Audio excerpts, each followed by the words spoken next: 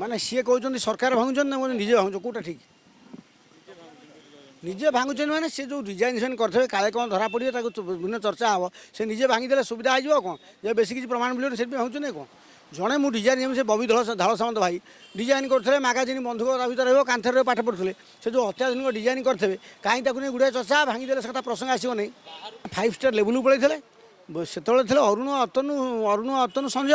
ଆଗରୁ ଥିଲେ ବିଜୟ ନଳିନୀ ଶ୍ରୀକାନ୍ତ ସେ ୱାନ୍ ଆଣ୍ଡ ଓନ୍ଲି ଥିଲେ ଯଦି ଗୁଡ଼ାଏ କ୍ଷମତା ଏନ୍ଜୟ କରିଛନ୍ତି ସେଠି ଜଗନ ରେଡ୍ଡି 500 କୋଟିରେ କରିଛି 2-4 କୋଟି ଖର୍ଚ୍ଚ କରିଛନ୍ତି ଆଉ କ'ଣ ଓଡ଼ିଆ ଲୋକ ଆଉ କରିଯିବା କଥା କିନ୍ତୁ ଅଳ୍ପ କରିଛନ୍ତି କୁହ ସରକାରୀ କ୍ଷମତାର ଯେଉଁ ନଗ୍ନ ବ୍ୟବହାର ହୁଏ ଜଗନ ରେଡ୍ଡି ପ୍ରୋ ପିପୁଲ ଲୋକ ଦେଖିଲା ସେଠି 500 କୋଟିରେ ପ୍ୟାଲେସ୍ କରିଛନ୍ତି ସମସ୍ତର ଅହଙ୍କାର ହେଉଛି ଆମେ କରିବୁ ସେ ଅହଙ୍କାର ବଶବର୍ତ୍ତୀ ଗୋଟେ ଡିଜାଇନ୍ କରିଛନ୍ତି ଆଉ କ'ଣ ମୁଁ ଗୋଟେ ନମ୍ବର 1 ମନ୍ତ୍ରୀ ନମ୍ବର 1 ନେତା ସେଇ ଅନୁସାରେ ମୋର ବ୍ୟବସ୍ଥାଟା କରିବି ଓଡ଼ିଶା ସାରା ପାଣ୍ଠି ତ 2-3ଟା ଲୋକ ନେଇଛନ୍ତି ସେଥିରେ ତାଙ୍କ ନାଁ ଆସୁଛି ଅସୁବିଧା କ'ଣ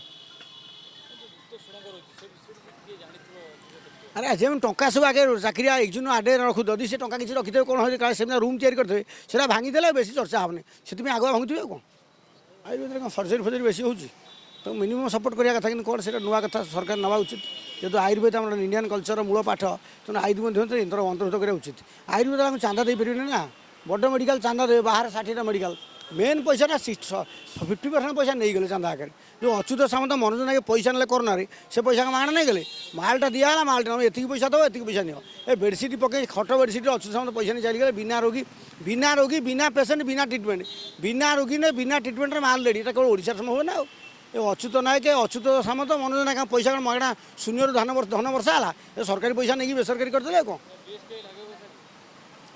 बीएसके लागू हवा कथा बोले तुम प्रस्ताव सरकार आलोचना करूँ जेहेतु सब सेक्टर कभर कर व्हाई नट आयुर्वेद कभर उचित प्रत्येक मेडिकल रे बीएसके कार्ड देखिला माने से